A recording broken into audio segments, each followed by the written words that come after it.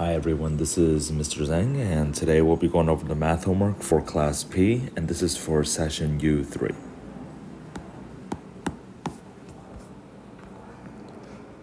Alright, for question number 1, if the absolute value of t is equal to 2, what is the value of t plus 3 times t minus 3? So here the absolute value of t is equal to 2. So remember the absolute value function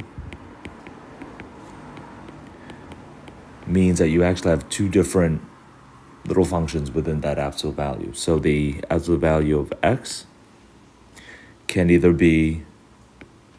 mean different things depending on whether or not x is positive or x is negative. So if x is greater than or equal to 0, so if x is positive or equal to 0, then the absolute value of x will just equal x. So the absolute value goes away, it's useless, it doesn't do anything because it's already positive.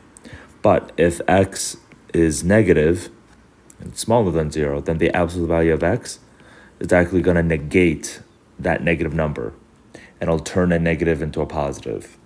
So that's what an absolute value means. So in this case, if the absolute value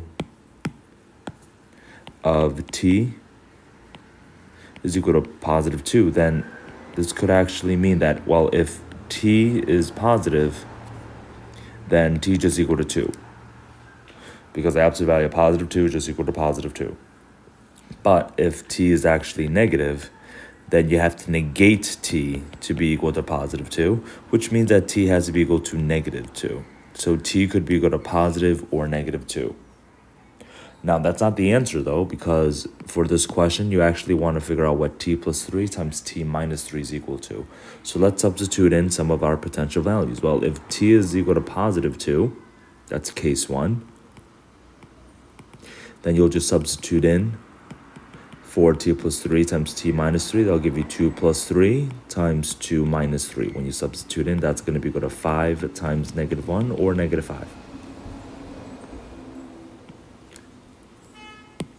Now, for case 2, if t is equal to negative 2, when you substitute in negative 2 plus 3 times negative 2 minus 3, you'll have positive 1 times negative 5, and you will still get negative 5 as the answer. So the answer is choice A. Now, the reason you actually get negative 5 as the answer is because if you distribute and do a foiling here for first, outer, inner, last, t plus 3 times t minus 3 is actually one of your common factors that you need to memorize. It's actually t squared minus 9.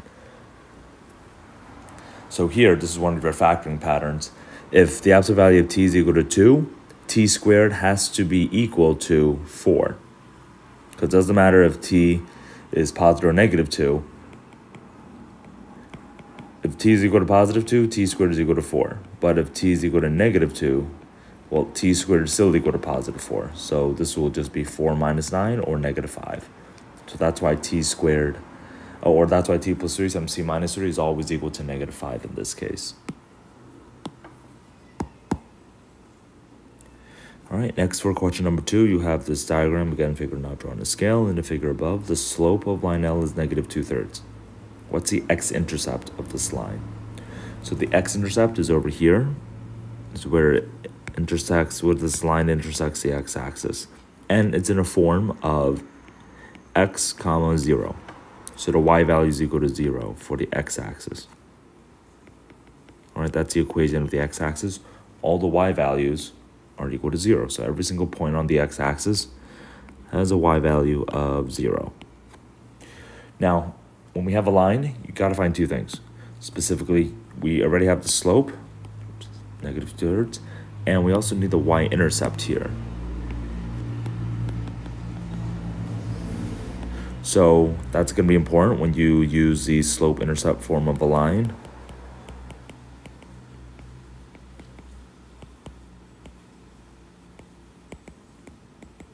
Which is equal to y equals mx plus b, where m is the slope, which we have right here, and then b is the y-intercept, which we also have right there.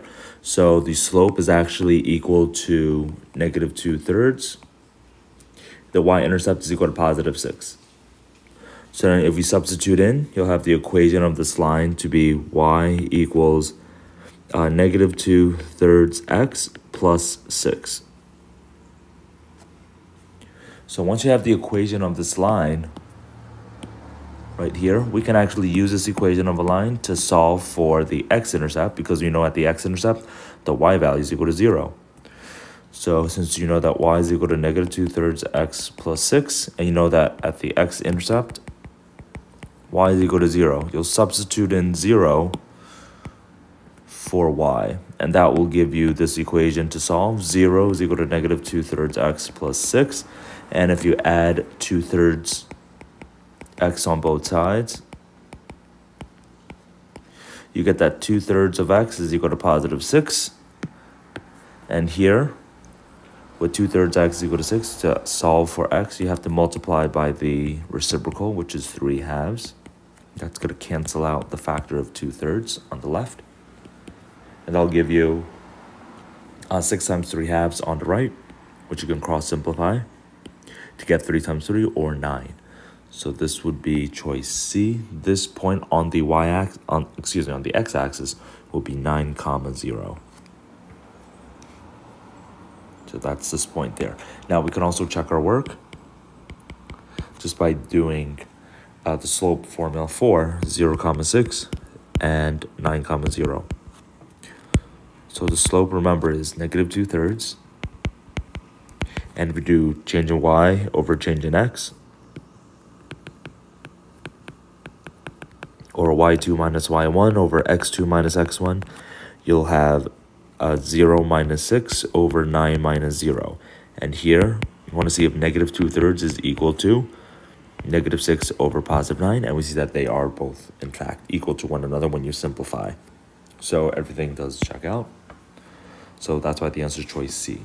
So again, the key part here was to use the equation of a line, the slope-intercept form of line, y equals mx plus b,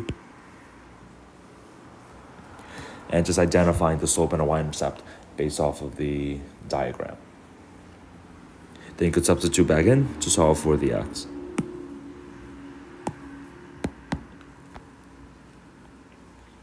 All right, next for question number 3. In a certain chess club of n members, each of the members played a game with each of the other members.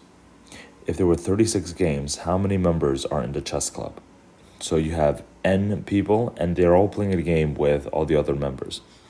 And you know that there were 36 games played. So here you just kind of want to test it out with smaller numbers. All right, so we want to model this problem.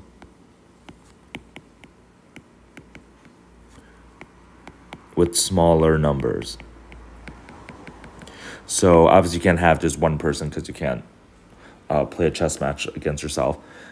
But let's say if you have 2 people, if n is equal to 2, and let's call the people A and B, well, if you play a game with each of their members, that's just one game.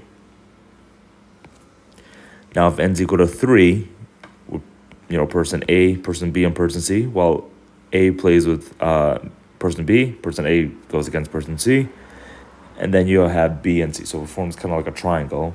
Here you have 3 games. Now if n is equal to 4, the person A, B, C, and D, you have A with B, A with C, A with D, B with C, B with D, and then C with D. So basically you make a square with an X in the middle. So if you count the number of games here, this would be 6 games.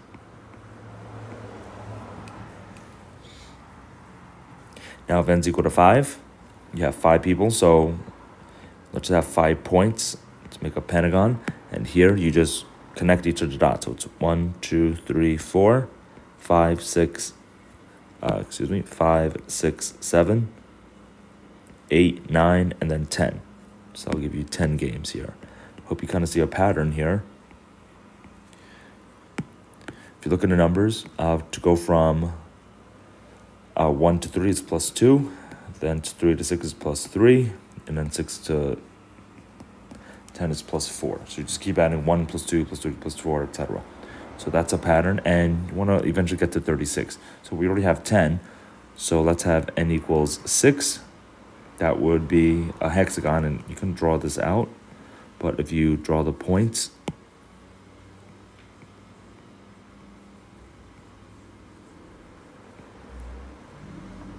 it will look something like that. And you would just add 5. That would be 15 games. So then n equals 7 will be the heptagon. That would be a little tougher to draw, but just add the next number, which is plus 6. That'll be 21 games. Then if n is equal to 7, you'll have to add 7. Or sorry, if n is equal to 8, you'll have to add 7, and that will be equal to 28 games. And if n is equal to 9, you'll have to add 8, and that would be 36, which is what you wanted. So it's choice B. So you would need 9 players. Again, here, you can't play, the doubles don't count. So if person A plays against person B, then having person B going against person A, we already did that. So you don't want to count that. So again, here you just generally want to model the problem with smaller numbers and then look for a pattern here.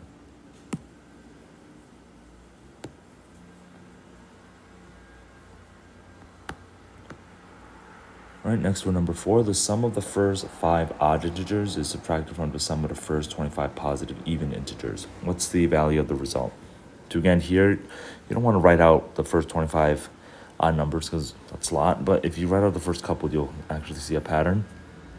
So again, the keyword is subtracted from, which means the first 25 even numbers will be bigger. So it's 2 plus 4, 6, plus 8, etc. 25 times. The last one will be 50, because 25 times 2 is 50. And then for the odd numbers, it'll be 1 plus 3 plus 5 plus 7 plus, and the last odd number will be 49. And then when you subtract them, you don't actually have to add everything up. If you subtract these sums and by lining them up this way, you'll actually get 1 plus 1 plus 1 plus 1 plus 1. And this will, again, occur 25 times. So the shortcut is just 25 times 1, which is 25. So the answer will be choice B. The reason why we lined it up this way is that the odd will always be 1 smaller than the even number list in this 25 numbered list.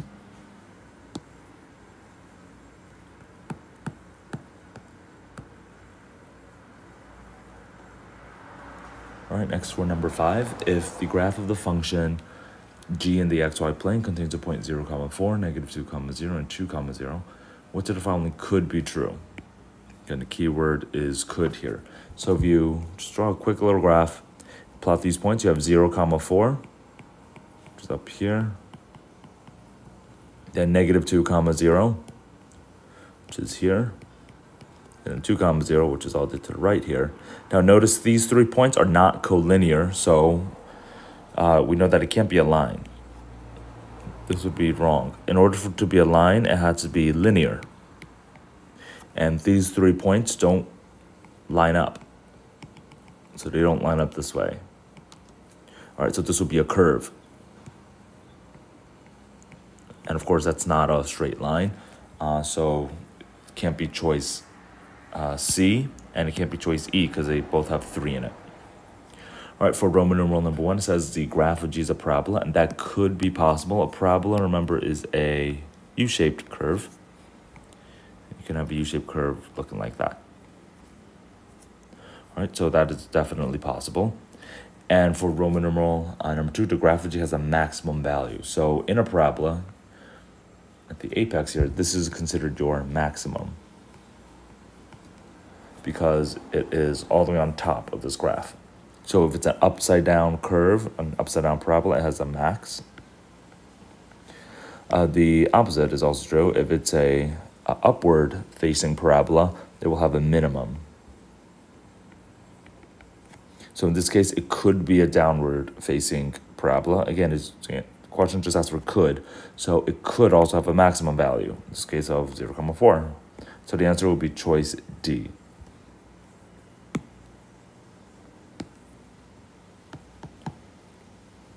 All right, next for question number 6. In the figure above, two identical circles have centers at points P and R with a radius of 5, and they are tangent to each other. If a line is tangent to the circle, what is the area of triangle PQR? All right, so you have two circles that are identical and the radius is 5, so you can label that for each of these. And now they're also tangent to each other. So tangent means that they meet at exactly one point.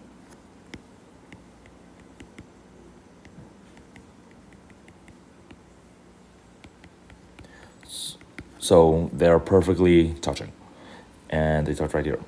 So the radius, the radii will connect. Now, if a line is tangent to the circle, and this is the line here, it's also tangent to the circle, it's going to meet at this point.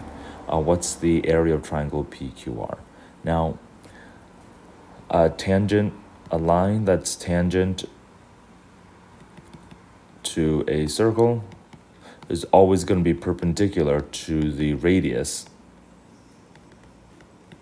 at that point. And this problem already gave you that little box, but if they didn't give you that box, you actually can prove that, because this is always true. If you have a circle and then there's a line that's tangent to it, right here, if you draw a radius to that point of tangent, it will always be a right angle, always. So here they already gave it to you, which is great. So we know this is a right triangle. Now, when you have this right triangle, you want to figure out what the base and the height are, and it might be a little tricky to figure out, but if you look at the dimensions for this triangle, you'll actually realize something. For triangle PQR that I'm just redrawing here, you have the right angle here. The hypotenuse is 10. And then QR is one of the legs is actually equal to 5.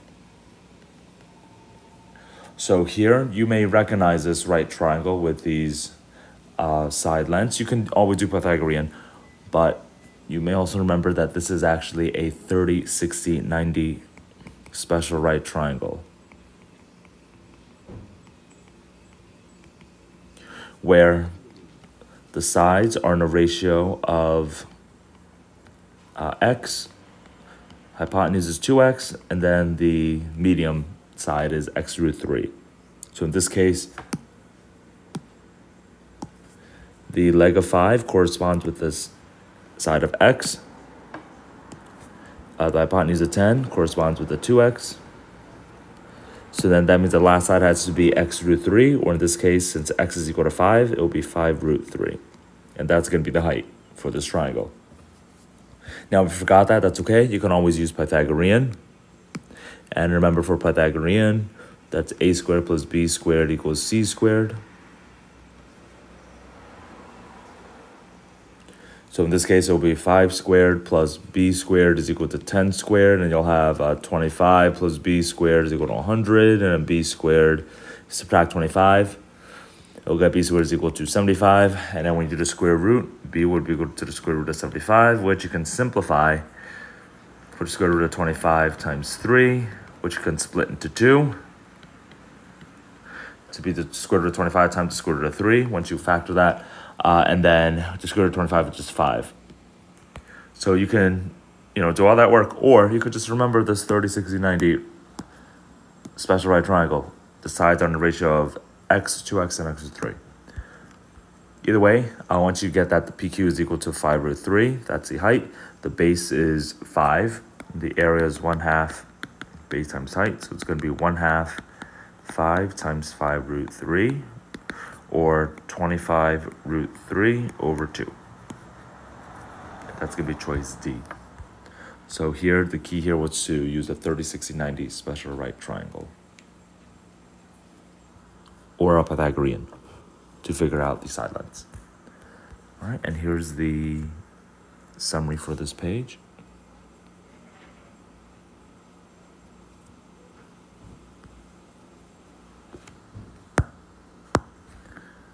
right, next for question number 7.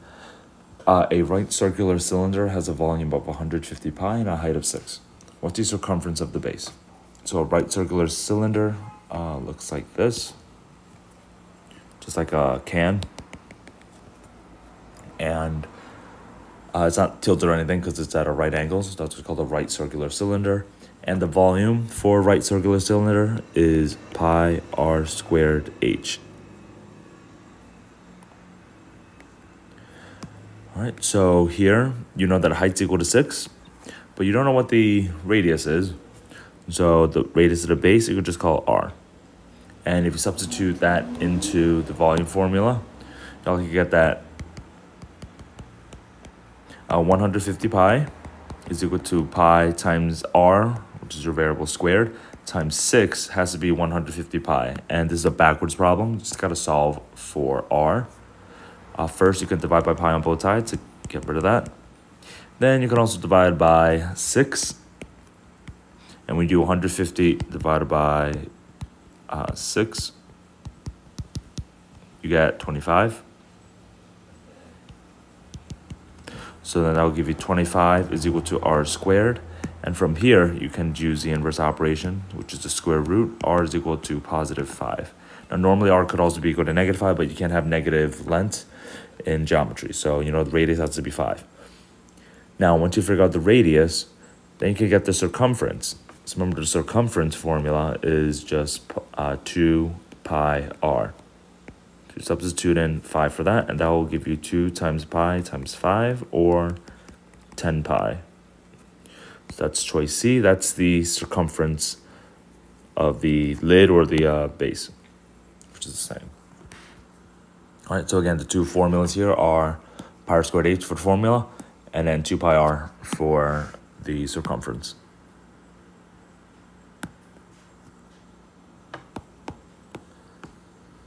All right, next for number 8, the angles of a quadrilateral ABCD satisfy angle A is equal to 2 times angle B, which is equal to 4 times angle C, which is equal to 8 times angle D. How many degrees are in angle D? All right, so here, let's just draw a quadrilateral, whatever, and we don't know what one of the angles are. So let's call this one angle A. A, B, C, and D. Now, here, A is actually the biggest and D is the smallest because one angle A is equal to 8 times angle D. So we can call angle D X. Then angle A will be equal to 8 times X.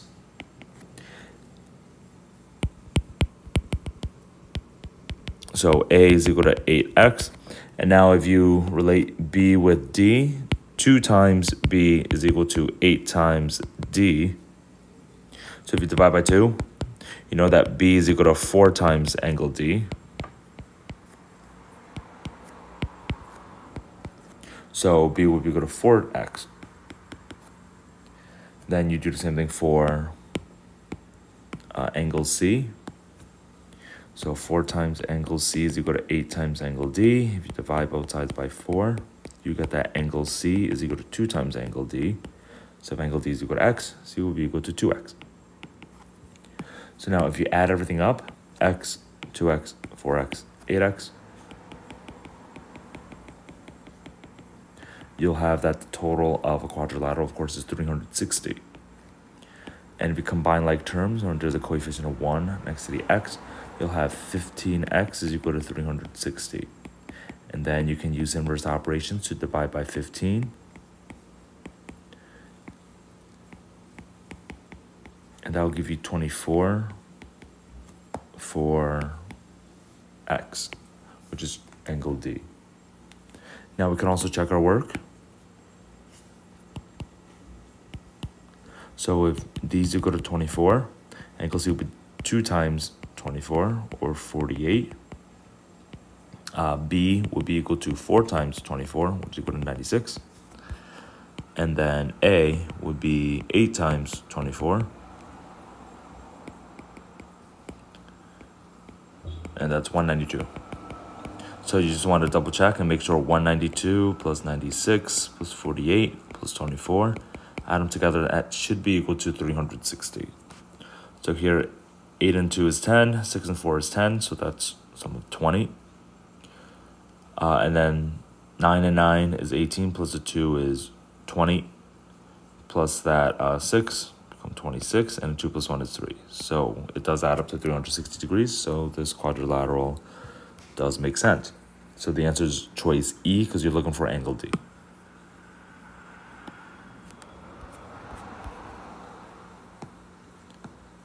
All right, next for number 9, in the figure above, which quadrants contain points x comma y that satisfy the condition x divided by y is less than 0? So if you have x divided by y less than 0, that means that x over y has to be negative. And when you divide two numbers where the quotient is negative, that means that only one has to be negative. Right, you can't have both negatives, because if they're both negative, a negative divided by negative is positive. So here, just like with multiplication, positive over positive is positive. So is negative over negative. So you don't want that. All right, what you want is a negative over a positive or a positive over a negative. And that would give you a negative quotient. So that means that you're looking for quadrants in which one of the x's or only one of the y's is positive. So if you look at quadrant 1, x and y are both positive. So that can't be it. Just got to cross that out. In quadrant 3, x and y are both negative. Again, you don't want that. The only quadrants in which one of the coordinates is positive and then the other one is negative occurs in quadrant 2 and quadrant 4. In quadrant 2, x is positive, or excuse me, x is negative and y is positive. In quadrant 4, x is positive and y is negative. So the answer will be 2 and 4. And that's choice D. All right, in quadrants 2 and 4, only one of the coordinates is positive, which means that the quotients, all the products, will be negative, which is what we're looking for here as a requirement. Now, to check your work, you can also plug in some random points here. For example, this point is -1 comma 3. All right, so -1 over 3, that's negative. So that's good. For quadrant 4, we have, go to this point, which is 5 comma -1. Here, 5 divided by -1 is equal to -5. Again, that is negative, so you're good to go. You can also just plug in values too to double check.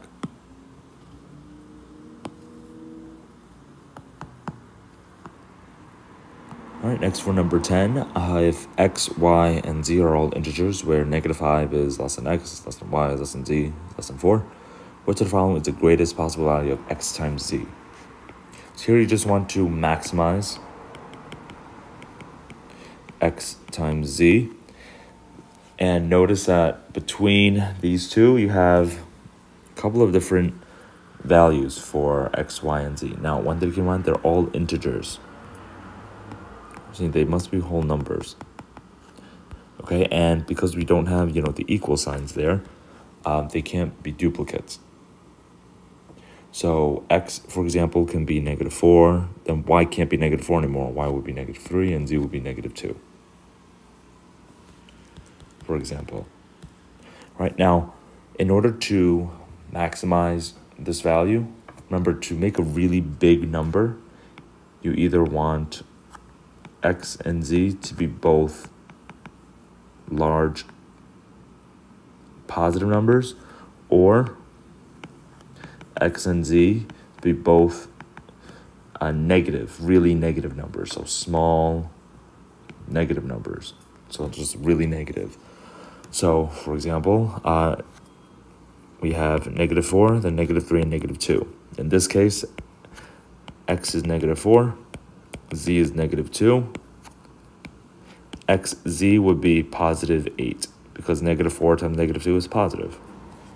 And we see that's a large choice, so that's probably it. And that's going to be the answer. No other pair would work. The other possibility is if everything's kind of positive, so z would be 3, y y would be 2, x would be 1. And in this case, x times z would be 1 times 3, which is only 3, so that's not as big. If we move them around, where one of them is positive, one of them is negative, then the products will be negative, so that's not going to be a large value at all. So in this case, we had this scenario.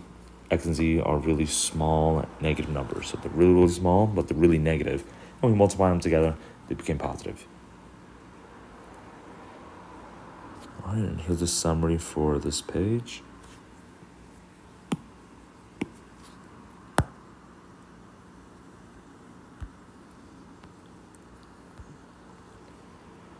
All right, number 1, it says if a plus b is less than 0 and c is less than 0, which of the following must be true? Okay, must is a keyword here, and this means 100%. Now, we know that c is negative. And now a plus b is negative as well. But we don't know what a is and we don't know what b is. Now, so they're both negative numbers. If you look at choice A, we don't know which one is actually larger. For example, C could be -5. And then A plus B, if you have -1 plus -1, it could be -2. But if A and B are -1, where they add up to -2, C could also be -1. So we don't know for choice A. And again, if we don't know, it has to be incorrect because we disproved it. If A plus B is -2 and C is -1, then A plus B is not less than C.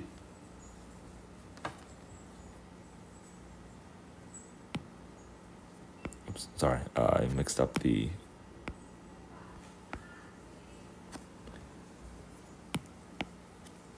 signs. So it would be that one. So if A plus B is -2, that would be greater than C, which is -5. So this would be disproven. All right, so if you look at choice B, again, the goal is to try to disprove this to see if we can make this incorrect. I want to see if when you're adding these two numbers, do they have to be negative?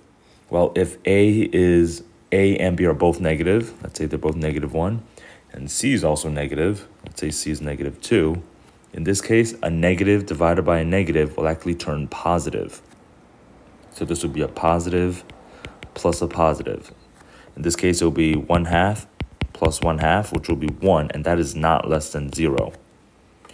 So choice B would be wrong if A is equal to -1/2, or sorry, if A is equal to -1, B is equal to -1, and C is equal to -2. That set would disprove choice B, so that would be wrong. Now, for choice C, you have A times C plus B times C. That has to be positive. Well, here, A plus B has to be negative. So you have a couple ways where you can make the sum negative. Either A and B are both negative, or A is a small positive number, and B is a really negative number. So we have those two scenarios. Now, if A and B are both negative, and C is also negative, well then this would always be positive.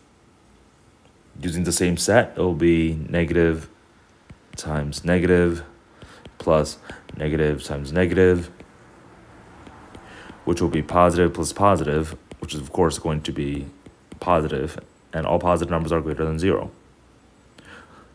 So that scenario would work. Now, for the other scenario here, if A is a really small positive number and B is a really negative number, or you can also flip them around, well, in this situation, A times C would actually be negative, but B times C would be a really big positive number, and that will actually cancel out the negative effects of A times C. So then choice C would always still be true. All right, so for example, you plugged in different numbers here.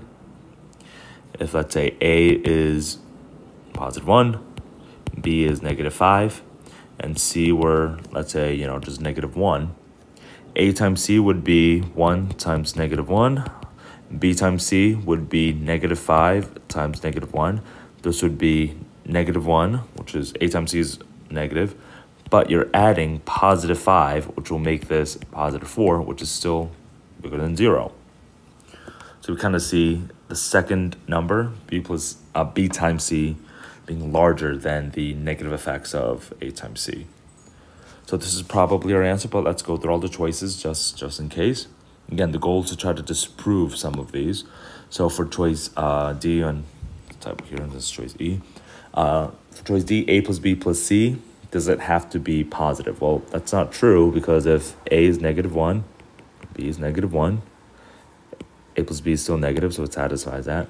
But C could be a really negative number, like -100, because C could be any negative number. In this case, this would be -102. Of course, not bigger than 0, so that's wrong. And then for E, we can also disprove this. If we make A and B really negative, for example, you have -100 plus -100, and you're subtracting C. C is negative, so if you subtract a negative, it turns positive. But if we make C really close to 0, you'll have -100 plus -100, which is -200, plus 1, which is -199. And this is, of course, not greater than 0. So that's also disproven. So we disproved A, B, D, and E. So that means the answer has to be choice C. The other thing you can do for choice C is if you factor out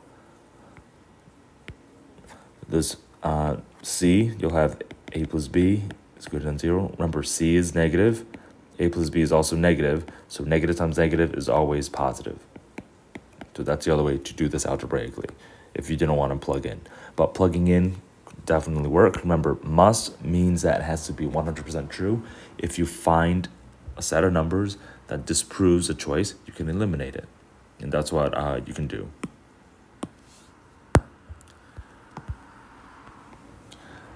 All right, next for question number 2, which of the following could be the value of n cubed, where n is an integer? So here you just want to look for a perfect cube.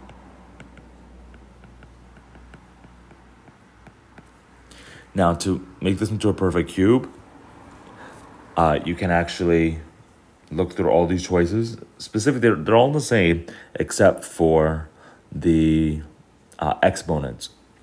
All right, so it really helps if you turn this into a scientific notation where you have a whole number, 8, as a coefficient, because 8 is a perfect cube. 8 is equal to 2 cubed. So to turn this into to have a whole number in front here, for example, for choice A, it's 0.8 times 10 to the 14th. Remember, this is almost in scientific notation. You have to move the decimal to the right 14 times, but the coefficient must be a whole number. So to make this a whole number, you have to times 10 with the coefficient to make that 8. But then that also means you have to divide by 10 for the exponent part, because you don't want to change the values. So you want to multiply by 10 and then divide by 10 for each of these. And that will mean that if you times 10 and then divide by 10, you're really just multiplying by 1, which means you're not changing the expression. All right, so it's really important when you have an expression, you don't alter its value. So if you multiply something by 10, you also got to reverse it. So in this case, you'll multiply the coefficient, the 0.8 by 10, to make that into 8. And then when you divide by 10, or when you divide by 10 to the first, this is this law of exponent, b to the a divided by b to the c is b to the a minus c, to subtract the exponent. So specifically, you always want to subtract 1 from the exponents. So choice A is really 8 times 10 to the 13th power. Choice B would be 8 times 10 to the 14th power. Choice C would be 8 times 10 to the 15th power. Choice D is 8 times 10 to the 16th power. And choice E is 8 times 10 to the 17th power. So once you have these rewritten in scientific notation, you have these choices left. If you want to do the cube root, which is the inverse of cubing, remember a cube root can be rewritten using fractional exponents. That's b to the 1/3 power. So remember, the numerator is a power. That's the first power, which doesn't do anything. The denominator is a root. So b to the 1/3 power is really the cube root of b.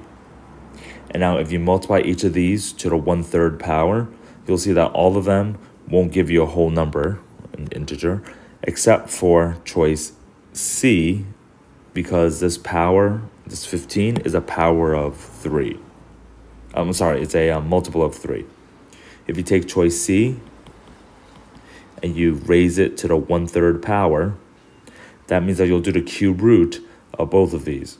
So you'll do 8 to the 1/3 times 10 to the 15th to the 1/3. This is the law of exponents that states a times b raised to the c is a to the c times b to the c. So you kind of distribute this power, this fractional exponent. And now remember, this fractional exponent really means cube root. So 8 to the 1/3 power is really the cube root of 8, which is equal to 2. And now you could do power to a power here. 15 times 1/3. B to the a raised to the c is b to the a times c. So this would be 10 to the 15 divided by 3, or 15 times 1/3, which is 5. So we see that choice C is actually a perfect cube. It's 2 times 10 to the 5th power, or 20,000. Now you can also check your work. If you take 20,000 and you cube it, you should get choice C. Or sorry, 200,000 cubed. There will be 8 followed by 15 zeros.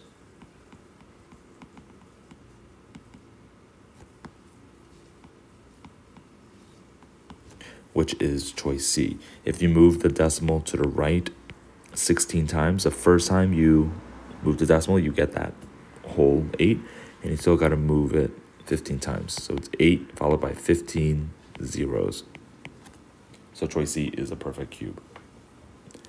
So for number 2, you have to rewrite each of the choices, and then just realize that only choice C has an exponent that's a power of 3.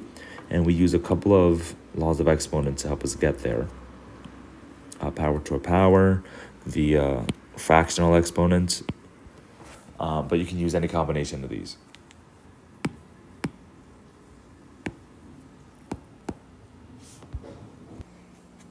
For question number 3, on the number line above, which of the following could be the point of the absolute value of u divided by w? So here you have a number line, and you have this absolute value function here. And we want to figure out the value of this expression u over w. Well, u is over here, and you can just estimate if this is negative 1/2. Remember, you have 0, negative 1/2, negative 1. We can say u is approximately negative 3/4. And then for w, which is over here, is between 0 and positive 1, and it's right in the middle of that. So we can just say that w is positive 1/2. And now what you want to do is you want to divide u with w. So when you do u divided by w, or negative 3/4 divided by 1/2 here, this is what's called a complex fraction. It's a fraction within a fraction. And to simplify this, you actually use or rewrite this fraction using that division symbol with this fraction bar. So negative 3/4 over 1/2 is really negative 3/4 divided by 1/2. Again, this division symbol is really this fraction bar. So that's what a fraction bar means. It means to divide. So when you take the numerator divided by the denominator, you're going to have to use keep, change, flip, or KCF. So you're going to have to keep negative 3/4, change the division symbol into times, and then you'll have to do the reciprocal of 1/2, which is 2 over 1. And when you do so, the 2 and the 4 cancels, and you have a factor of 1 and 2 left. So it becomes negative 3 times 1 in the numerator, or negative 3, divided by the denominator's 2 times 1, which is 2. All right, now we still got to take care of this absolute value here. Just an absolute value here. So the absolute value of negative 3/2 is going to turn this negative number into a positive, which is just 3/2. And 3 divided by 2 is just 1.5. And we see that choice Y is the closest to 1.5. It's about like 1.6, but it's pretty close. Again, we were estimating. So the answer would be choice D, or letter Y. So again, for number 3, you just approximated the values of these variables, and then you just substituted them in. We did end up with a complex fraction here, but to solve a complex fraction, you just use this divide as just fraction bar, and then just keep change flip.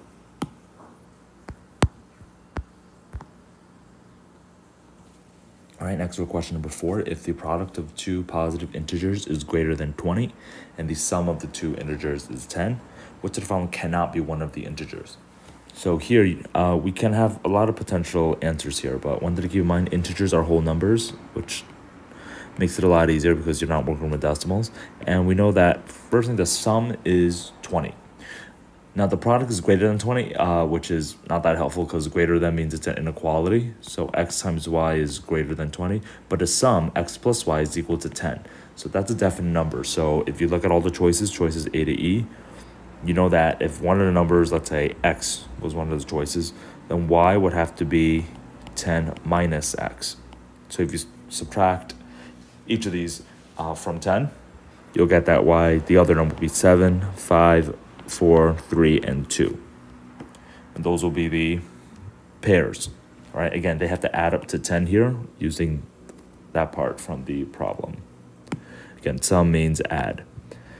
Now, you'll have to test the other property, which is that the product, which means multiply, the product is greater than 20. So 3 times 7 is 21.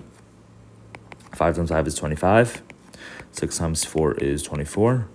7 times 3 is 21.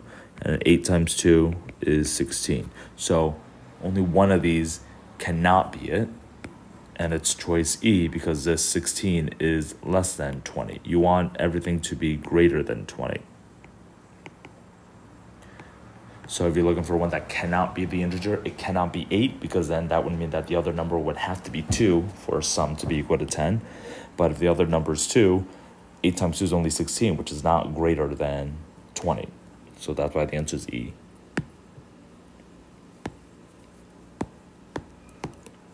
All right, next for number 5. If k is a negative number, which of the following must be a positive number? All right, so one thing that you can do here is replace k with just any negative number. K has to be less than 0. That's the only requirement. So if you make k equal to, say, -1, for example, in choice A, you'll have -1 minus 5. That's equal to -6. That's not positive, so it's wrong. Remember, the keyword here is must, which means 100%. So it's really easy to disprove because if you find one value for k and you substitute that into each of the choices and it's not a positive number, then you know it's wrong. Because must means that no matter what you substitute in for k, it has to be a positive number. So choice A is wrong because if k is equal to -1, it makes this negative, and that's false. It has to be always positive. For choice B, -1 plus 5 is equal to +4, which is okay for now. For choice C, -1 squared minus 5 is equal to 1 minus 5, which is equal to -4, which again makes choice C incorrect. For choice D, this becomes -1 plus 5 times -1 minus 5, and this becomes 4 times -6, which is -24, because one of the numbers is negative. So again, D is wrong. And for choice E, you have -1 times -1 minus 5, which is -1 times -6, which is +6, because when you multiply negative times negative, it's positive. So we're just down to B and E. Now, if you take a look at these two, we can easily disprove choice B. If k is less than -5, we substitute in another number. Let's make k equal to, let's say, -6. Then for choice B, k plus 5 would be -6 plus 5, which will be -1. And that's still not positive. Okay, that turns negative because k is too small. So choice B is wrong. But for choice E, we can see that no matter what k is, even if k is -6, if you substitute that in, you have -6 times -11, which is +66. So we can see that choice E will actually always be positive because we know that K has to be a negative number. That's just from the question. Now, if K is negative, a negative number minus 5 will be even more negative. So it's still going to be negative. So if K is negative, K minus 5 is even more negative, it's even smaller. And we have a negative times a negative, that will always be positive. So that's why the answer is choice E. Or you can substitute in to eliminate choices, and then out of the remaining choices, substitute in another number, and then eventually you can use process of elimination to get your answer. And if we take a look at choice E, we can understand why it's always positive. It's a negative times negative, which means it's always positive.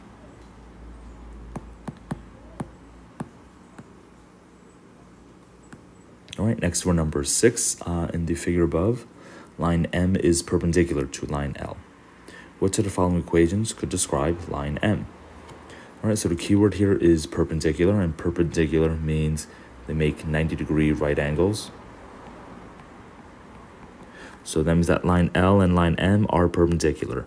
Now, a fact that you need to know is that when you have perpendicular lines, the slopes are negative reciprocals.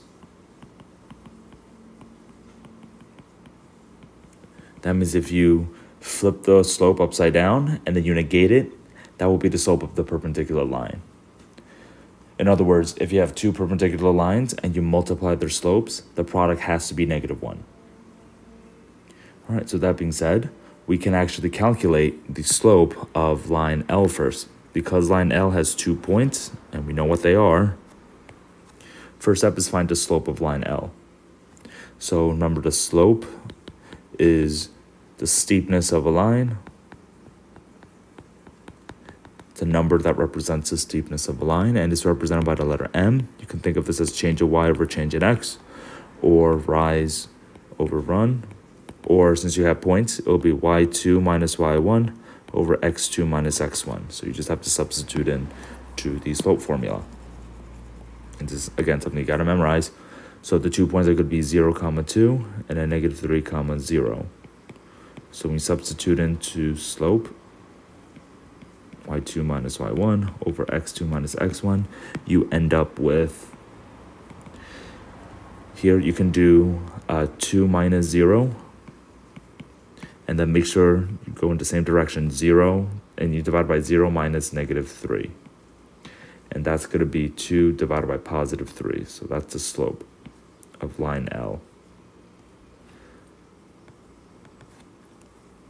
So for line L, it's a positive slope because the line is going towards a positive X direction when you go from left to right, or the positive Y direction, I should say, when you go from left to right. So if that's the slope of line L, then the slope of line M has to be negative reciprocals.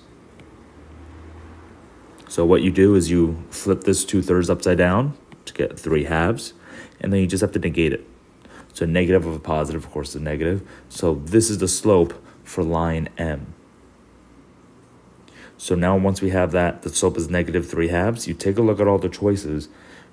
The coefficient, remember, is a slope, and we see that choice A, B, and D are all incorrect because you need -3/2 of the slope, and that's only in choices C and E. So just by identifying the slope, we eliminated choice C and E. Eliminated everything but choice C and E. Now, the last thing to look for is the y-intercept. Take a look at the difference between these two equations. One of them has a positive y-intercept. The other one has a negative y-intercept. And here we see that this line actually has a positive y-intercept. For line M, so therefore it has to be choice. All right, next for question number 7, if x is greater than 0 and x squared divided by x raised to the -2m, I think that's an m, is equal to 1 over x squared, what is the value of m? Okay, so you know that x here has to be greater than 0, so x is positive. And you have this proportion, essentially, where you have two equivalent fractions. So if you have this, where you have a fraction is equal to another fraction, Well, there's really only one thing you can do, and that's cross multiply. All right, when you cross multiply here, you'll actually end up with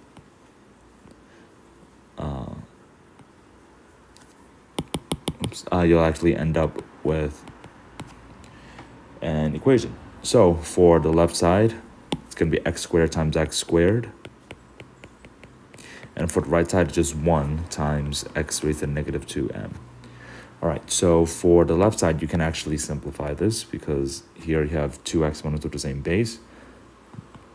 It's this law of exponent that states that b to the a times b to the c is b to the a plus c. If you're multiplying two exponents with the same base, you got to add the exponents. So you just do 2 plus 2, or x to the fourth. That's equal to x to the negative 2m.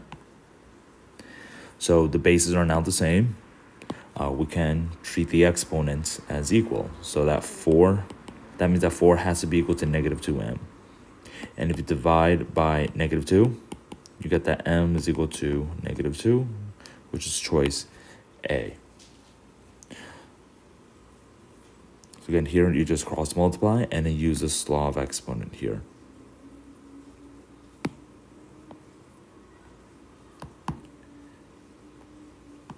All right, next for question number 8, you have this graph figured out on a scale. For number 8, the graph of the function y equals ax squared plus 10 is shown in the xy plane. If the area of the square ABCD is 400, what's the value of a? So here, when you have this parabola, this quadratic equation, y equals ax squared plus 10, that last part, that plus 10, is actually the y-intercept. All right, so the general form of parabola, or quadratic, is y equals ax squared plus bx plus c, and that final constant is the y-intercept. Just like the constant for a linear equation is a y-intercept, the y equals mx plus b. All right, so that's the first fact that you need to know. So we know that the y-intercept here has to be 10, so this will be 0, 10. Now, the other thing that you know is that the area of the square ABCD is 400. So remember, area of a square is side squared. So we know that side squared is equal to 400. You can take the square root on both sides. It's the inverse operation. So then S would be equal to 20. So for the square, each side would be equal to 20.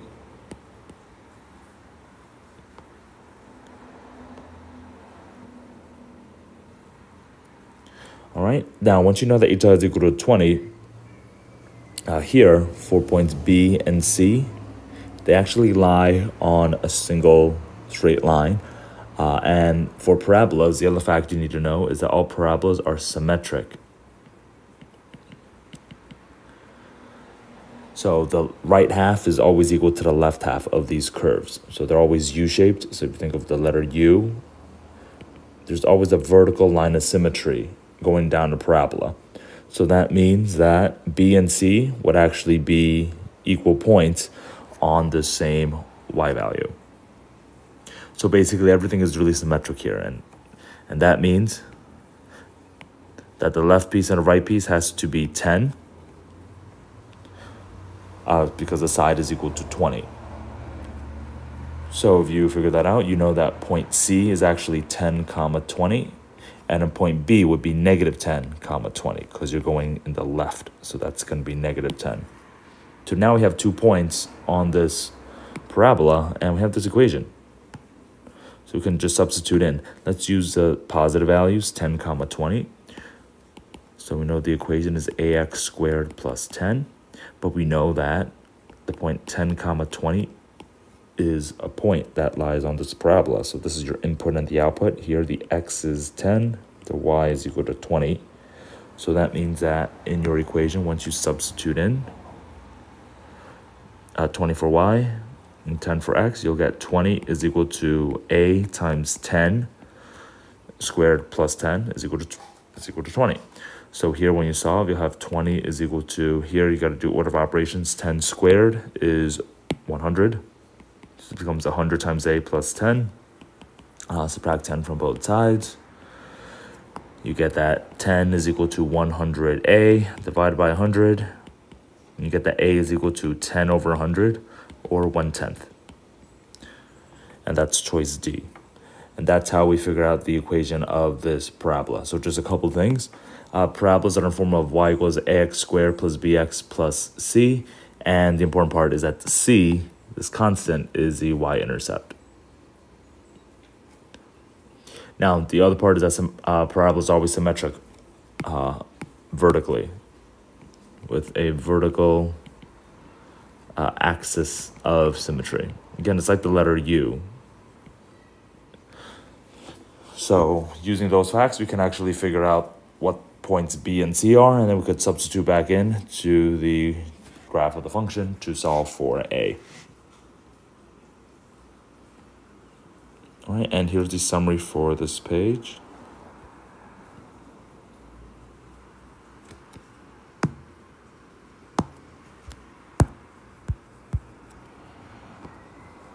All right, next for question number 1. If x squared plus y plus the square root of 9 is equal to 16 minus y plus c, what's the value of c minus 2y when x is equal to 8? So here we have this really big equation, but you know c is equal to 8, so you can just substitute in, or x is equal to 8, excuse me. So that will give you 8 squared plus y plus the square root of 9 is just equal to 3. That's equal to 16 minus y plus c.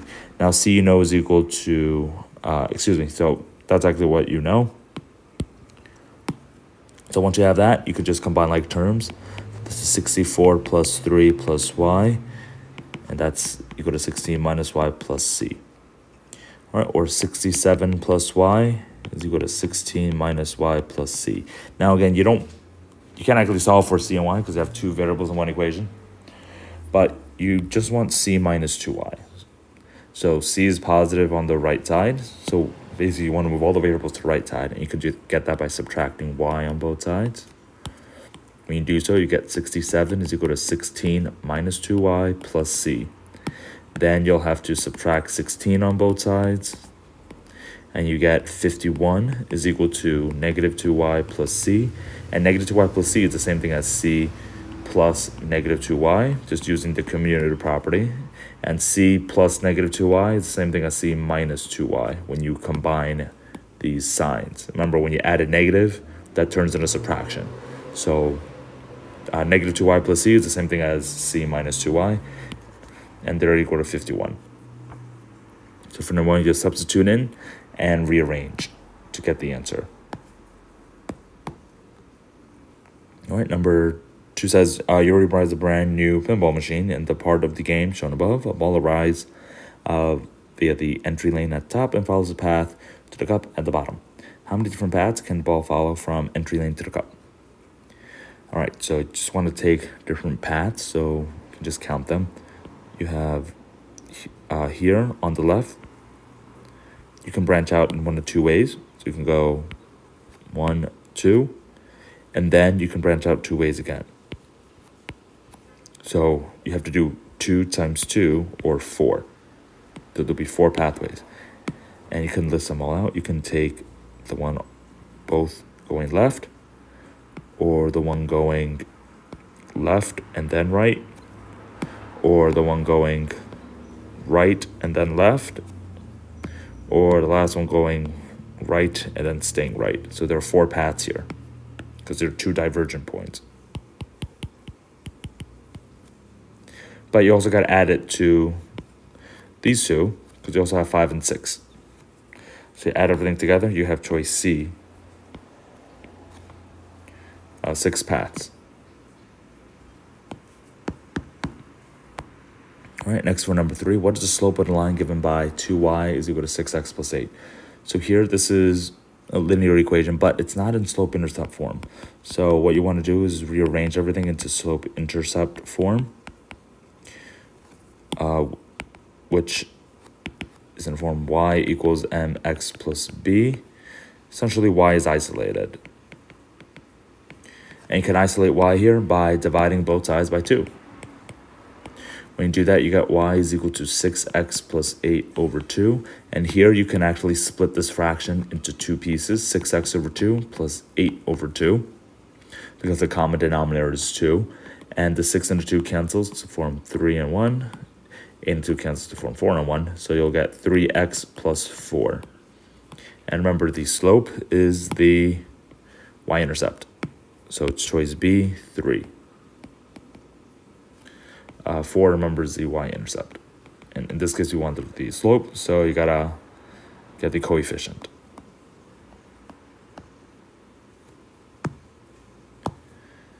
All right, next for number 4, you have this chart, payroll for the week ending June 7th. How much more money did Chawla earn than Alyssa for the week ending June 7th?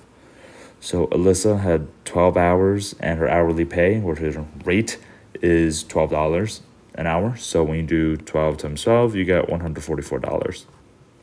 Chawla has worked for 16 hours, but she gets $10.50 an hour. So we have to do $10.50 times 16.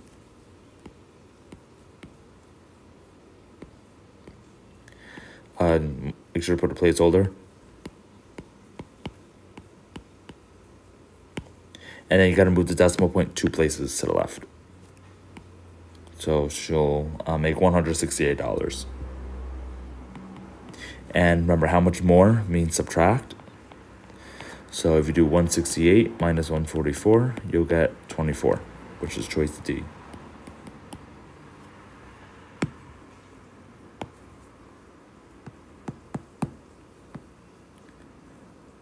Okay, next for question number 5. Nancy and James went to the library and James borrowed 4 less than 3 times the number of books that Nancy did. If Nancy borrowed n books, how many books did James borrow? So Nancy borrowed n books, that's a variable, and James borrowed 4 less than, so that's subtract, and 3 times, and times of course is multiply, the books that Nancy did. Now remember, less than, you got to switch the order. All right, so first you do 3 times the number, which is 3 times n. Instead of doing 4 minus 3n, it's actually 3n minus 4, which is choice E. Remember, 5 less than 7 is not 5 minus 7, it's 7 minus 5. So just to be careful there, you got to switch the order.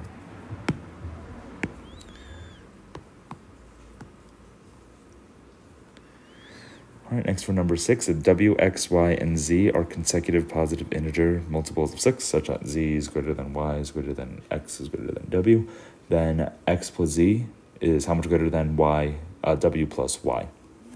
So first thing, they're consecutive, which means they're right next to each other, basically in a pattern, one after the other, and they're all positive whole numbers because they're integers. And specifically, they're multiples of 6.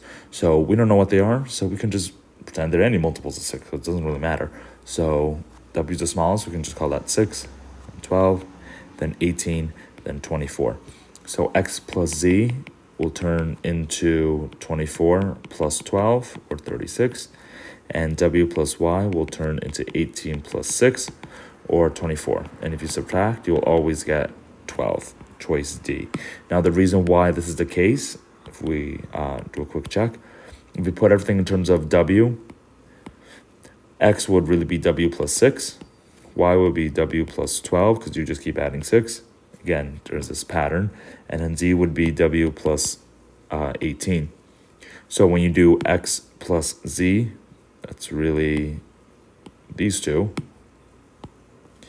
That would be 2w plus 24. And then when you add the others, this would be 2w plus 12. So 2w plus 24 minus 2w plus 12, again in parentheses, the 2 w's will cancel out, and you'll have to do 24 minus 12, or just 12. Choice D.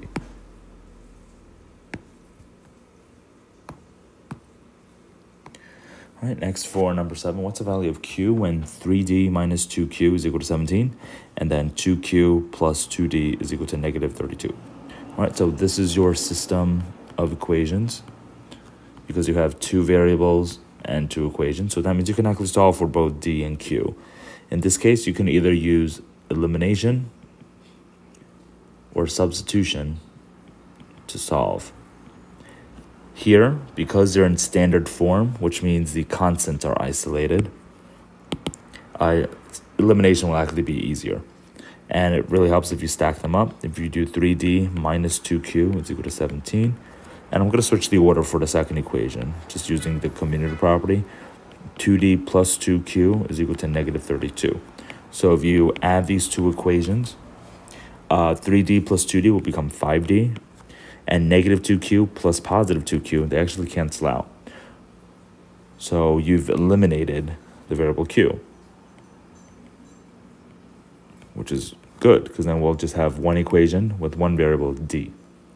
And 17 plus negative 32 will be negative 15. All right, so normally you would have to actually find the lowest common multiples and then, multiply these equations, but we didn't have to do that because the coefficients are already negatives of each other. Now here, to solve for d, you can divide by 5, and you get that d is equal to negative 3. Once you solve for d, you can then solve for q, because you want to solve for q, not d. So if you look at the second equation, 2q plus 2d is equal to negative 32. You can also plug it into the first equation, but either one is fine. Here you'll have 2q plus 2 times negative 3 is equal to negative 32. This means that 2q minus 6 is negative 32. If you add 6 to both sides, you get that 2q is equal to negative 26. And then if divided by 2, you get that q is equal to negative 13. That's choice E. Now we can check our work by substituting in d for negative 3, q for negative 13 into the first equation. So when you do 3d minus 2q, this will become 3 times negative 3 minus 2 times negative 13, which is negative 9 plus 26. And 26 minus 9 is actually negative 17. So that means that everything is correct.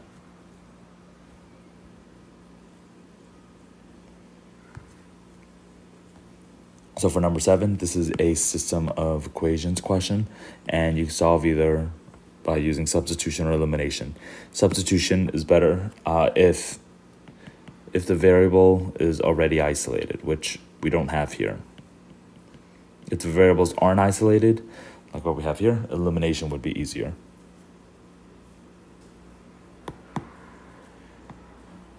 All right, next for number 8, A, B, C, D, and E are all distinct points that lie in the same plane. If line AB is parallel to line CD and line AC is parallel to line BD, then which of the following is a set of all points set of points, all of which could lie on the same line? All right, so they're all on the same plane, so they're all on a flat surface. Okay, that's what a plane is. Think of the XY coordinate plane.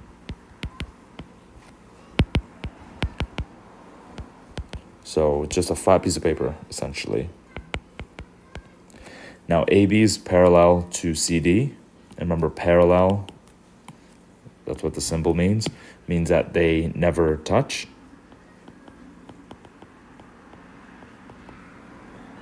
So if you have A and B, parallel to C and D. Now, AC is also parallel to BD.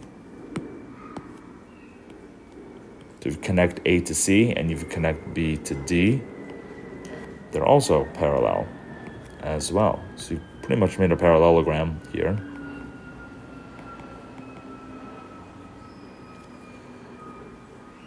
And I have no idea where E is. But in terms of the points that all could be on the same line, we know that the diagonals cannot. So here, if you look at all the choices, because there are a lot of potential answers. We don't know where E is, by the way, so E could be anywhere.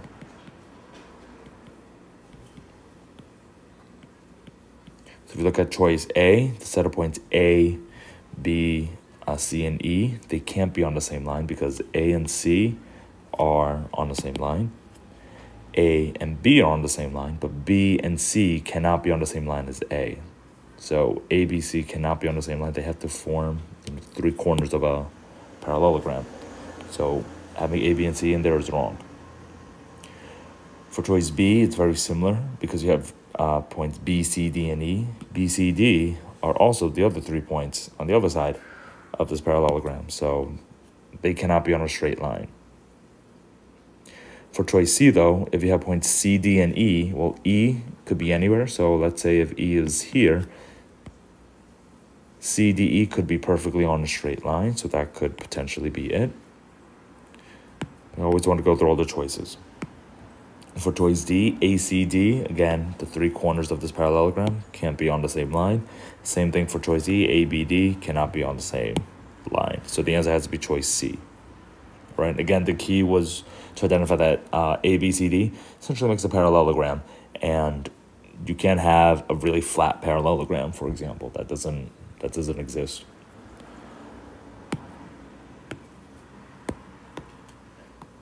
All right, next for number 9, if f is a positive integer, f times g is greater than 0, and 6f plus 2g is equal to 25, then what is the sum of all possible values of g? So f is a positive whole number. Remember, integer is a whole number. F times g is also positive, so that means that g is also positive. And that you have 6 times f plus 2 times g is equal to 25. So there really aren't that many numbers, specifically whole numbers, that can satisfy this. So it really helps if you organize everything into a chart. For example, the smallest positive integer is 1. This would mean that 6 times 1, which would be 6, plus 2 times g would have to be 25. So if you subtract 6 from both sides, you would get that 2g has to be equal to 19. If you divide by 2, you know that g is equal to 9.5.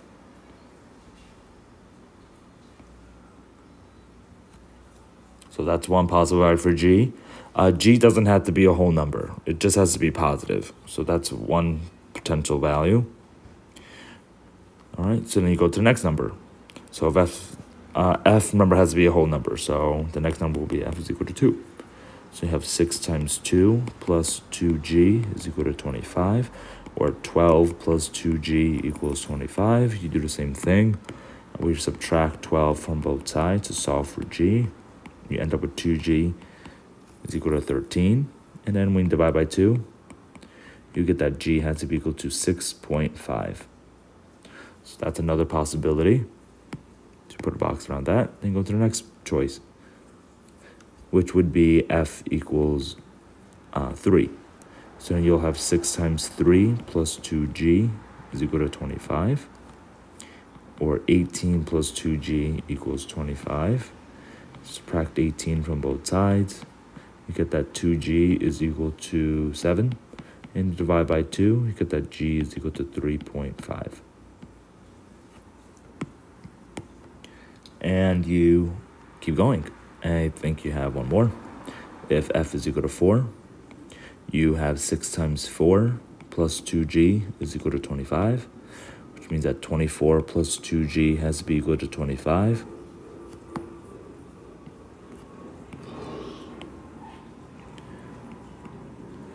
And then if you subtract 24 from both sides, you get that 2g is equal to 1/2, or sorry, just equal to 1.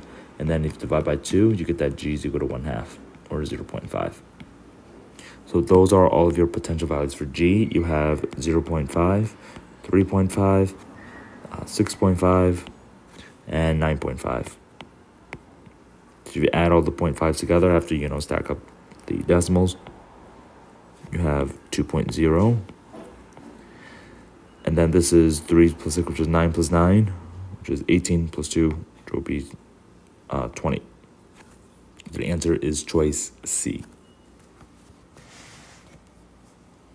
So again, here you just plug in different values for f because it has to be a positive integer. So there's only 1, 2, 3, and 4. You can't try 5 because 6 times 5 would be 30, and 30 is already more than 25 because g has to be positive. All right, and here is the summary for this page.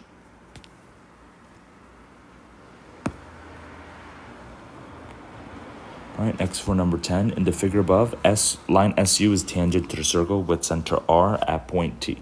If line SC has a length of 40 and the area of the circle is 81 pi, what's the length of SR? So we know that SU is tangent. Remember, tangent means touches at one point.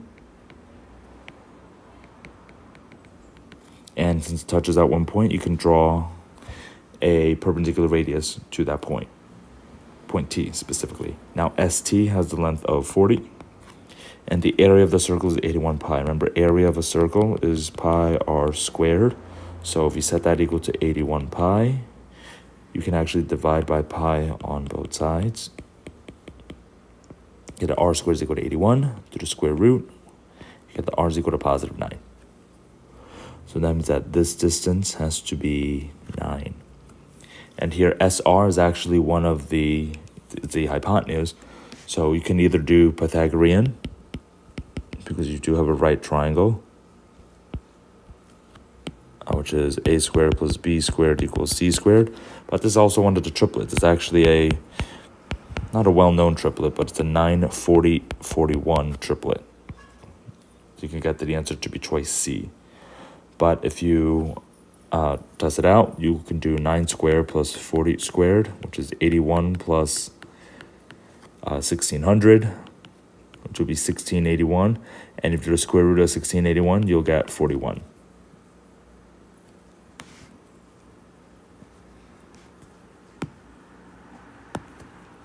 So again, Pythagorean theorem plays a really big role here. All right, next for number 11, if 2 raised to the 7th raised to the x is equal to 2 to the 28th, what is the value of x? So here you actually have a power to a power. That's the law of exponent. B to the a raised to the c is b to the a times c. Power to a power, we're going to multiply the exponents. So 2 raised to the 7th raised to the x is really 2 raised to the 7 times x. And we know that's equal to 2 to the 28. So the exponents, 7 to the x, must be equal to, or 7x must be equal to 28. Divide by 7 on both sides, you get that x is equal to 4. Again, this is this law of exponent, the power to power law. All right, next for number 12, if 2 is less than x is less than 3, and then here negative 2 is less than y is less than negative 1, and if a is equal to 0.2x and b is equal to negative 4y, what is one possible value of a plus b? Okay, so here a is equal to 0.2 times x, so just 1/5 of x. So you know that x has to be between 2 and 3. If you multiply everything by 1/5, remember, inequalities are just like regular equations. What if you do to one side? You can do to all 3 sides. Just be careful you multiply or divide by a negative number, but we don't have to do that here. So you know that 1/5 x, or a, has to be between 3/5 and 2/5. And then for b, you have to multiply here by negative 4. So that's where it gets a little tricky. When you have negative 2 is less than y is less than negative 1. If you multiply everything by negative 4y, you're going to have to flip the signs.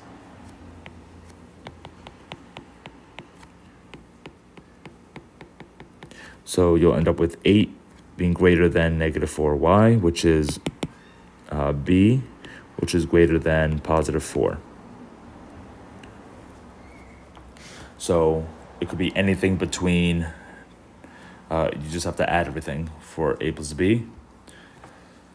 So for the minimum, it will be 4 plus 2/5, or 4.4.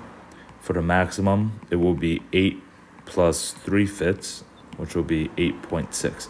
So the sum is anything less than 8.6, sorry, like 8.5, but greater than 4.4, not including the endpoints.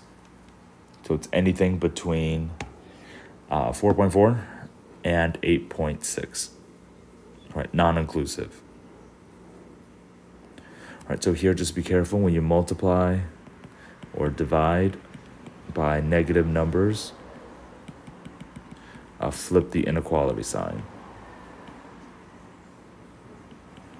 That's a really important fact when you are solving for inequalities.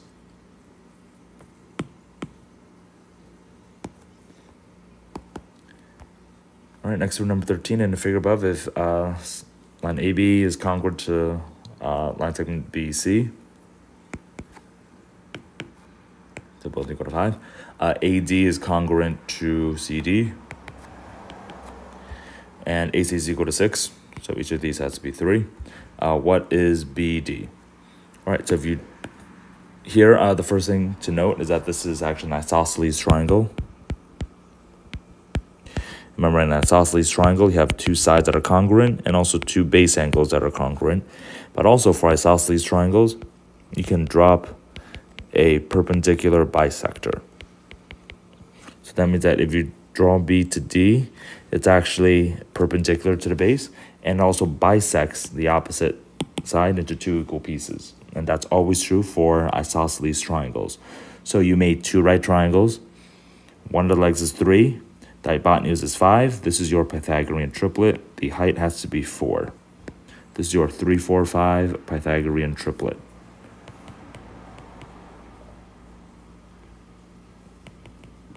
Number Pythagorean triplets are just sets of nice whole numbers that satisfy a squared plus b squared equals c squared.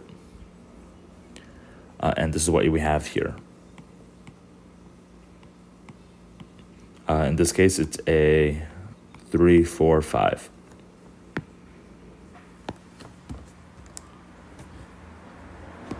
All right, next for number 14. The fare for a taxi ride is $3 plus 30 cents a mile. If the fare for a trip to Norwalk is $8.10, how far in miles is this trip? So we can turn this word sentence to a number sentence.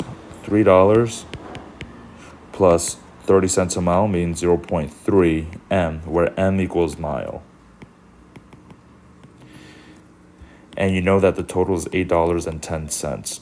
So to solve for this equation, if you subtract 3 from both sides, you get 0.3 times m has to be equal to 5.1. And if you divide by 0.3, m would be equal to 5.1 over 0.3, or just 51 over 3 when you move the decimal point to the right one place. And that's equal to 17. So you know that you traveled 17 miles. Now you can check your work by substituting in 17 to this equation. So if you went 17 miles, then you have to do 17 times 0.3, which is $5.10. But you add it to the $3 for the base charge, and that will be $8.10, which matches what we have here. So everything does check out. So for number 14, just turn a word sentence to a number sentence, and then just solve by using inverse operations. It's a two-step equation.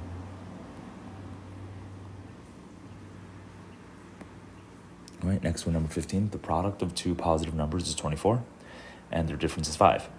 What is the sum of these two numbers?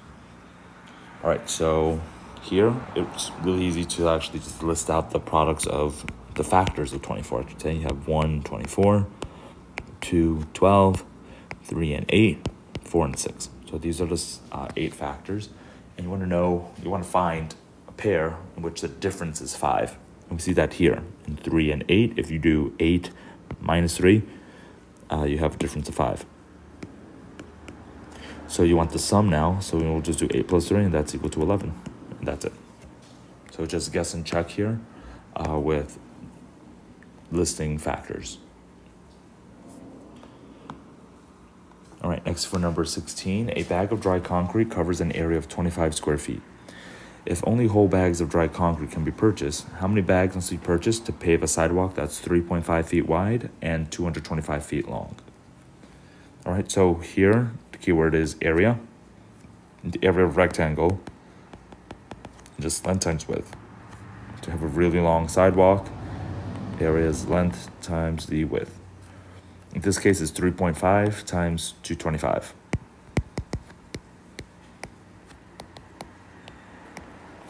Now, this is the total area of the sidewalk. But you know that one bag of dry concrete covers 25 feet squared. So if you divide this by 25, the coverage per bag, you'll actually get how many bags you need. All right, so I'm going to leave this unsimplified because I can cross-simplify. 225 and 25 cancels out. They both have a factor of 25.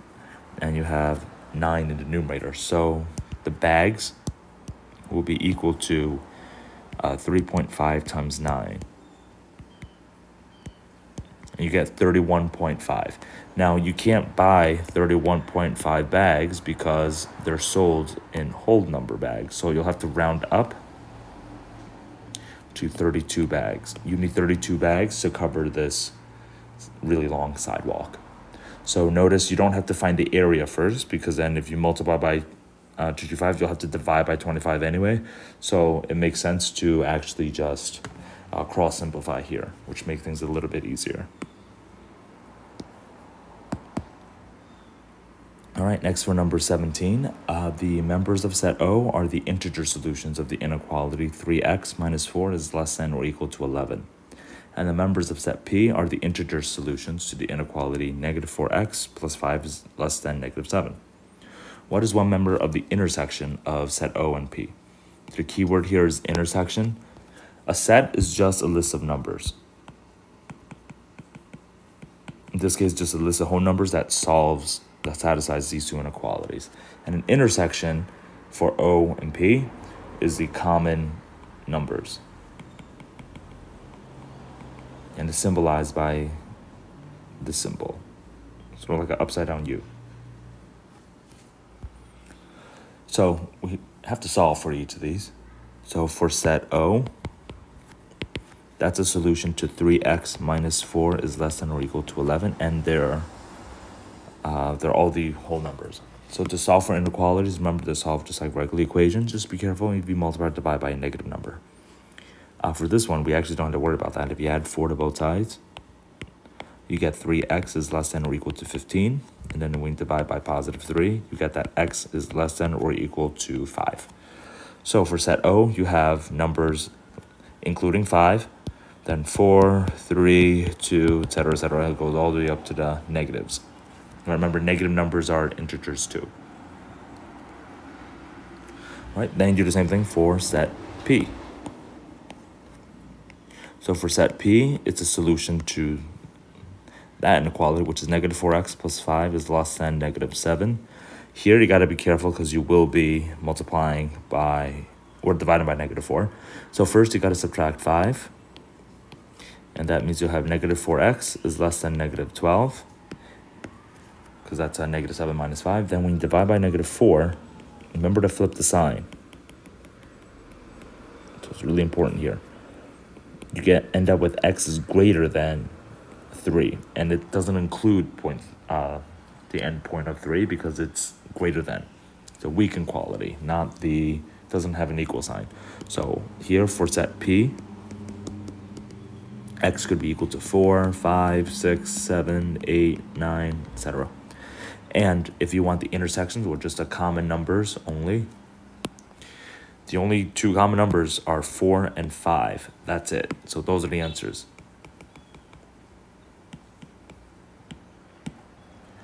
All right, so you have to put either the number 4 or the number 5, but not both. You just want one member, so it's either 4 or 5. So again, to solve for inequalities, to solve just like regular equations, whether you do to one side, do to the other side, just be careful because you might have to flip the sign if you're multiplying or dividing by a negative number.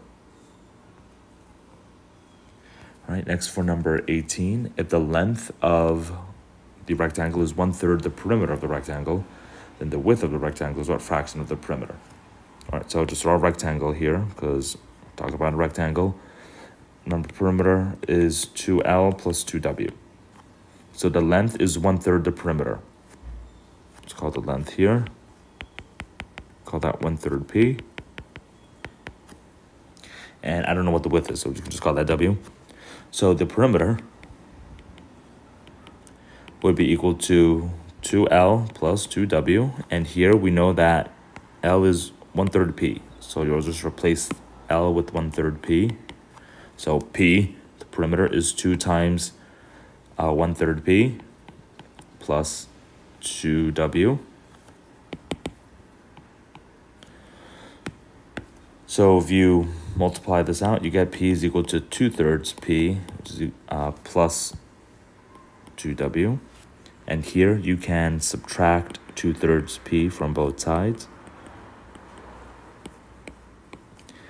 And remember on the left, the coefficient of this p is just 1. So 1 minus 2/3 is 1/3. So you know that 1/3 of the perimeter is 2 times the width. You want the width as what fraction of the perimeter? You have 2 times the width, so that means you're going to have to divide by 2. And when you do 1/3 p divided by 2, you could rewrite this as so, and do keep chain flip. Remember 1/3 p you can also write as p over 3. You change the divide into multiply, and the reciprocal of 2 is 1/2, so this turns into p times 1, or just p over 6. So the fraction is 1/6, because the width is 1/6 of the perimeter. So you just want the fraction, so the fraction will just be 1/6. So here the key is this equation. The perimeter is 2L plus 2W. And you just replace the variable L with 1/3 p, because you're given that the length of rectangle is 1/3 the perimeter. All right, next for number 19, if t is a positive integer, which is a positive whole number, and 18t is the cube of an integer, then what is the least possible value of t? So t is just a whole number, and 18t is a cube. And cube means it's some number, like x cubed, is equal to 18t. Now, you want the smallest possible value for t. Here, it really helps if you actually write out the prime factorization of 18t. Because remember, t can be any, you have a whole bunch of possible values for t. But here, for 18, you know that 18 is 9 times 2, and 9 is 3 times 3. So if you want to make 18t into a perfect cube, then you got to make sure that you have 3 of each of these factors. All right, so 18 times t is really 3 times 3 times 2 times this t. So if you want to make the smallest possible value of t, then you need 3 3s and 2 2s. I'm sorry, you need 3 3s and 3 2s. 3 factors of 2s. You already have 2 of them, so t needs to be at least, it needs to be at least a factor of 3 and 2. Now you just have 1 factor of 2, so that means you need 2 more factors of 2 in t. This way you have 3 times 3 times 3 times 2 times 2 times 2, and that is a perfect cube.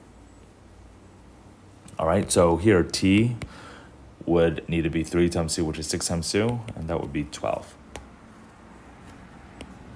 All right, now to check your work, you want to make sure that this is your perfect cube.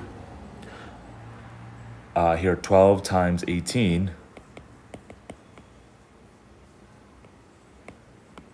is 216.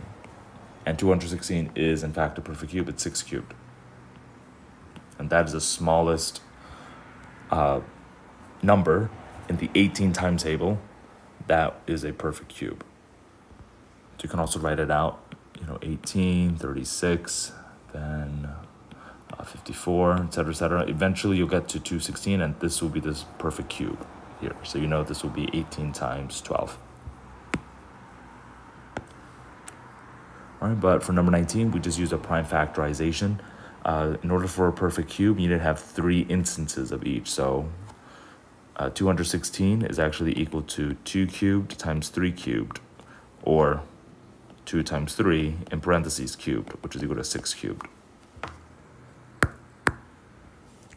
All right, next for number 20, the average arithmetic mean of 6 distinct numbers is 71. So distinct means different. One of these numbers is negative 24, and the rest of the numbers are all positive. If all of the numbers are even integers with at least 2 digits, what is the greatest possible value of any of these 6 numbers? All right, so we have 6 numbers. Now, the average is 71. Remember, average is a total sum divided by the number of numbers, or the number of data. So in this case, the number of numbers is 6. So the average is 71 is equal to the total divided by 6. To figure out what the total is, you can actually multiply by 6 on both sides. And when you do 71 times 6, you get 426 as a total. Now, one of these numbers is negative 24. So negative 24 plus something is equal to 426. If you add 24 to both sides, you actually get that the sum of the other numbers, the 5 numbers, has to be 450.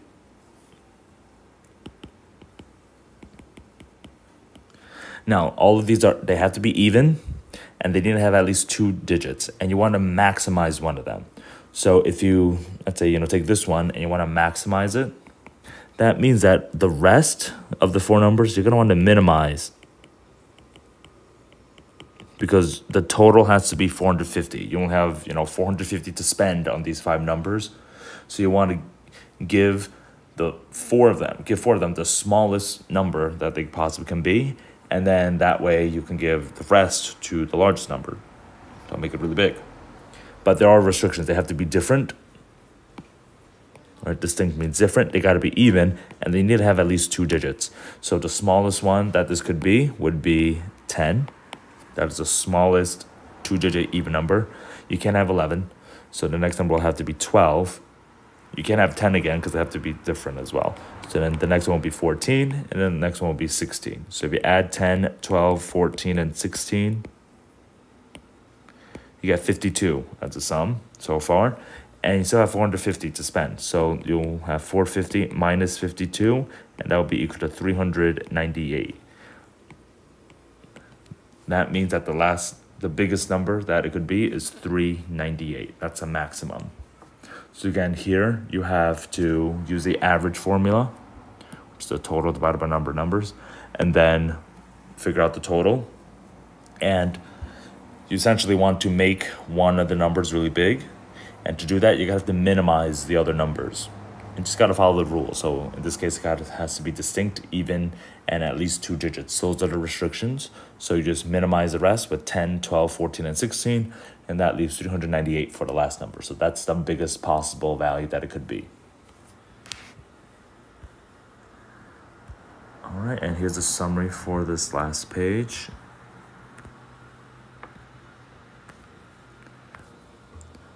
All right, so thank you everyone for joining me today. Enjoy the rest of your day, and I'll talk to you guys in the next one. All right, bye everyone.